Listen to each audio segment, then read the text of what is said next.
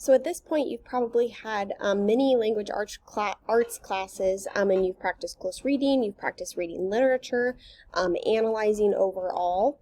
So none of these signposts that I'm about to introduce are going to be, it's not going to be like groundbreaking information that changes everything you know about reading. These are likely skills that you have already practiced in other classes. And as readers, we pick up certain techniques or things that we look for when reading, and we want to, with these signposts, kind of point these things out. So you might have had practice with them before, but now we are going to practice pointing these specific signposts out in our reading so that we can pay more attention to the unconscious things that we do. So signposts are just text features that help us read literature with a deeper understanding. They're signals to alert us to pay attention to what we are doing when we read. As readers, oftentimes we unconsciously pick up these skills, and we start to do them automatically, especially experienced readers.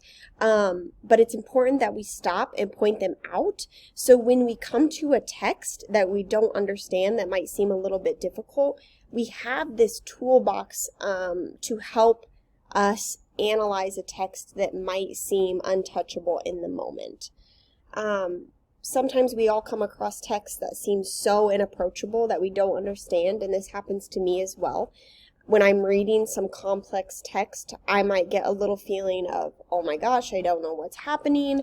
I'm not able to analyze what's happening in the story because I can't even understand like what the sequence of events is. So these signposts help us stop and take note of that. So as we practice throughout the unit, I guarantee you'll become more aware of these signposts, and as you become more aware, you'll have an increase in comprehension, visualization, stronger predictions. You'll be able to question, summarize, make inferences, clarify, and make connections that you would not have normally been able to make without these signposts, because sometimes we just read, right? Like we just read the text without paying attention to what's happening. So this is taking a step back from just the reading where you miss a bunch of details and what's happening in the story, and taking a deeper dive to actually pay attention to what we are reading.